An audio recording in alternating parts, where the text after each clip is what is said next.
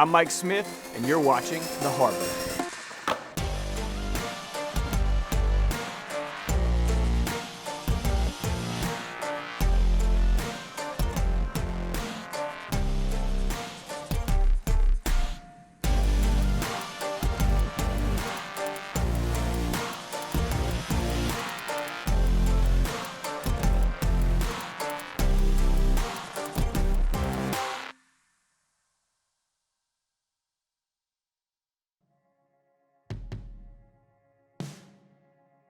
One thing that's so inspiring about today's youth is their desire to change the world.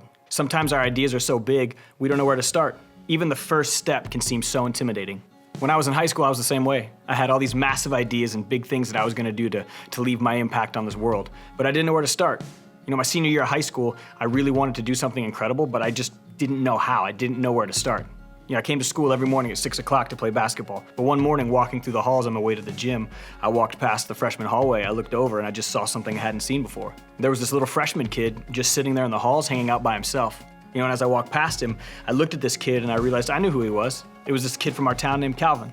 And Calvin was just different. He had a different home life than most of us. You know, he didn't have the most money. He was one of those kind of troubled kids in a small town, and I knew who he was, and I walked past him, and my first thought when I walked past that kid was, man, like, I would hate to be like that kid. And I just walked by. I grabbed my headphones, I walked back past that kid, walked into the gym. When I got into the gym, I stood there with my basketball, and instead of thinking about, you know, working out, all I could think about was this kid just sitting there in the halls all by himself. I started to think to myself, man, am I really too cool to say hi to this kid?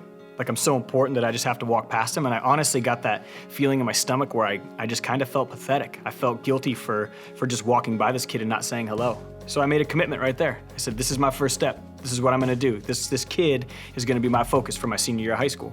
So the next day I got to school and I saw that kid sitting in the halls. I walked up to him, I put my hand out to him, and I just introduced myself and said, hey man, like, sorry I walked past you yesterday, but I'm going to the gym to play ball. You should come with me. And he looked at me and he smiled and he said no. He wanted absolutely nothing to do with me.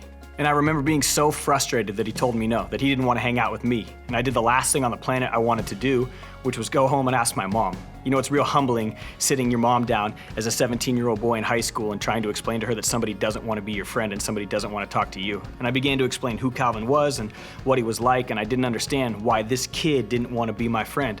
And my mom looked at me and she basically explained that I wasn't the kind of person that a lot of people wanted to be around. She told me I was selfish. She told me I was arrogant. She told me I wasn't, you know, that kind of a person. And she basically helped enlighten me to this idea that if I wanted to change the world, I had to change myself first. And it kind of hit me. I was like, this isn't gonna be some easy little fairy tale that happens like that. Like, it's gonna take a lot of work just for me to build this kid's trust. But I didn't give up. He told me no day 2, he told me no day 3, he told me no day 4, and it took a couple weeks of continuing to go back before this kid finally believed enough that I wanted to just be nice to him and I wanted to be his friend. And it was the first time he just finally came to the gym and played basketball with me.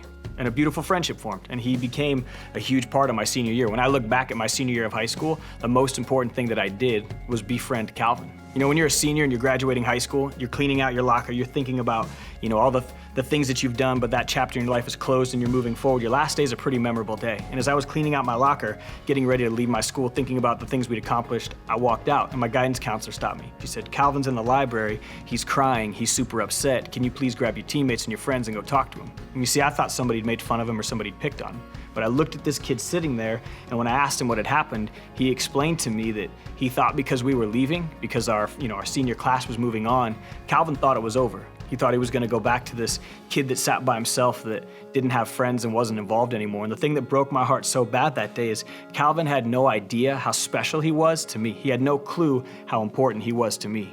You see, I thought I was gonna help Calvin. You know, I thought by changing my perspective and helping this Calvin kid, I was gonna, make his life better. But what really happened is Calvin changed me. Calvin changed my perspective. He changed my world. You know, Calvin's the reason that when I got out of high school, I went to college and I decided to go into nonprofit work. I started my first nonprofit, helping at-risk youth and kids that were on the fringe because of Calvin. And that first nonprofit grew into a second nonprofit. And the reason that happened is because of Calvin. And you see, now my reach today is in the millions and millions of kids. I have a network of kids all across the world that I get to have an impact on. But the reason those things exist today is because in high school, I helped one kid. This idea of changing the world isn't this massive thing. Changing the world is changing the people around you. You want to feed starving people? There are starving people at your school. You want to help or save the homeless? And there are homeless kids at your school. You know, we have these ideas of wanting to change the world. Well, if you want to change the world, you've got to change your world.